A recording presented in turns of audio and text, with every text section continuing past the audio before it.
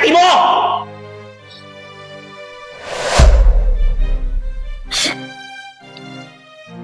Anong ginagawa ko dito sa kwarto mo? Love, hindi ako yan. Napakasinungaling mo! Mas masarap ba siya kaysa sa akin?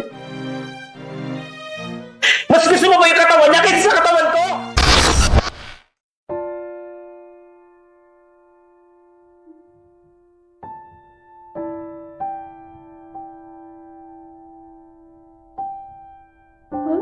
Bango talaga. Ang lotion na to. Pati ako na humaling sa sarili. Hmm?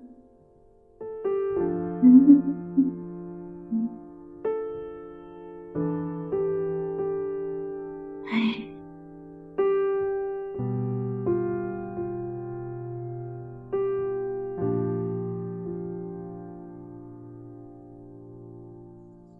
Hello?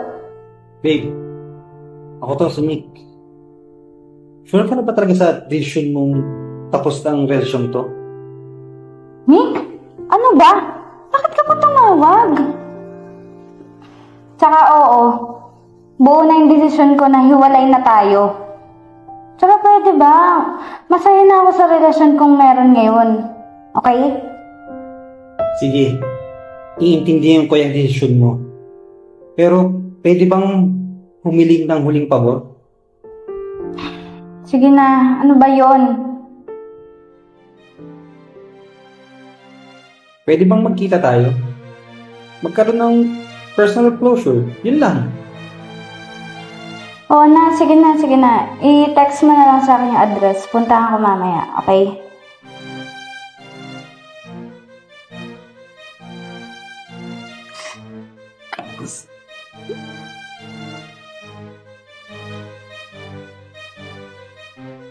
Love?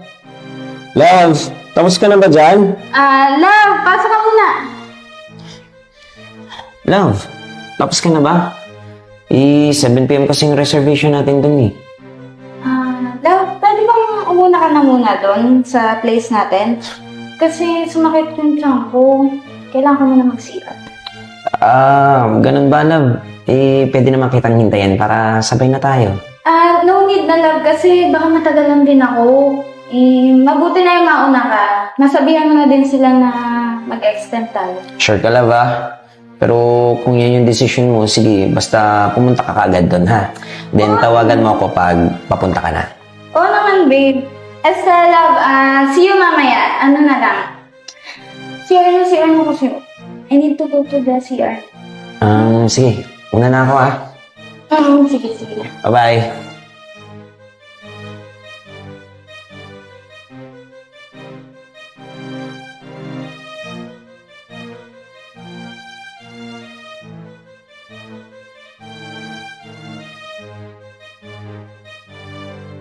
Naman, nakapunta ka.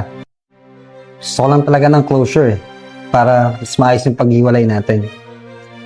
Thank you sa pa-juice, ha.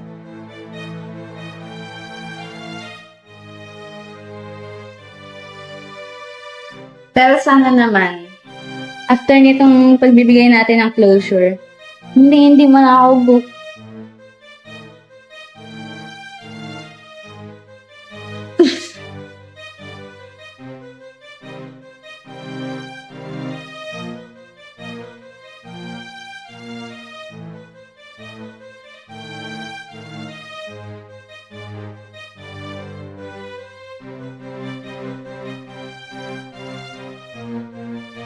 Alam mo, ikaw ang pinaka-favorite person ko. Ikaw yung favorite kalambingan ko, kayakap. Tigit sa lahat, ikaw yung pinaka-favorite ko.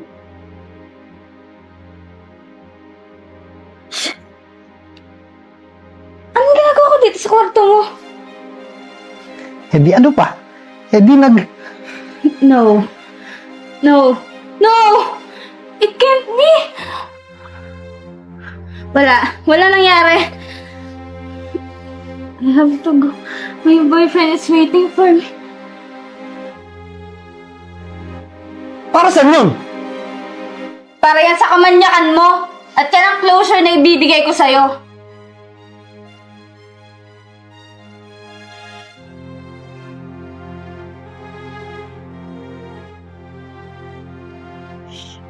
Love, sagutin mo naman please.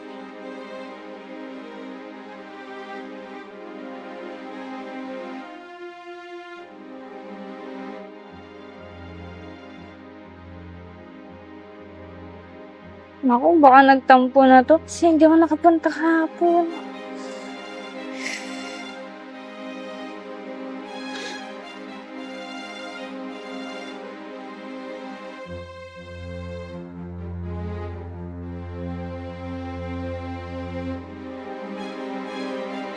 Love, ba't hindi ka sumasagot?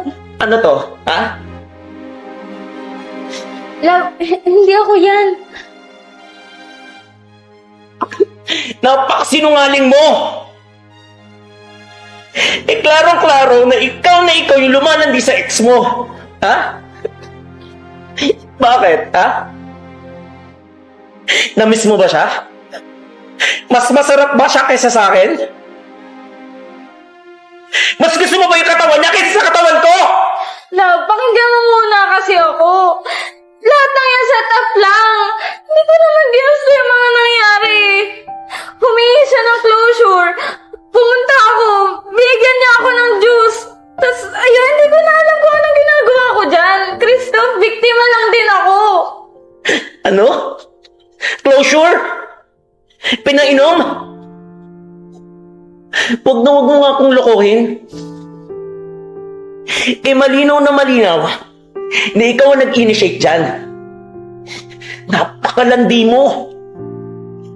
Balak mo pa talaga kaming tuhugin dalawa? Nakakadiri ka. Ang kati-kati mo!